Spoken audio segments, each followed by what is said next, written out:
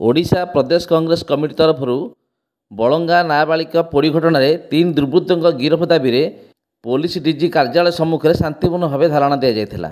प्रदेश कांग्रेस सभापति श्री भक्तचरण दास समेत पूर्वतन प्रदेश कांग्रेस सभापति जयदेव जेना, निरंजन पट्टनायक, वरिष्ठ नेता श्री श्रीकांत जेना, ढेंकानाल वरिष्ठ कांग्रेस नेता श्री बनवाली दास समेत युवा कांग्रेस, छात्र कांग्रेस और हजार हजार कांग्रेस कर्मी जोग देते।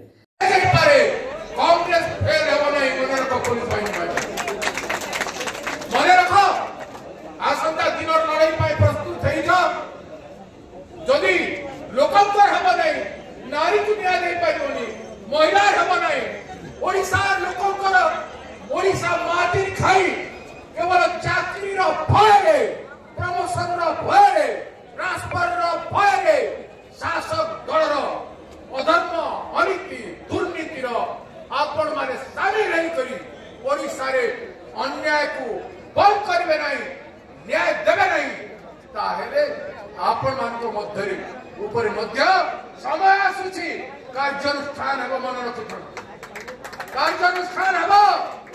केही आपण माने बड़ बड़ अनेक लोक आसीछंती जाइछंती। न्याय समस्त को न्याय ही सत्य, सत्य ही न्याय एवं से पखरे आपण माने पति के हेबे बड़ी आशा करूछी। संग्राम दास का रिपोर्ट, नागराज न्यूज।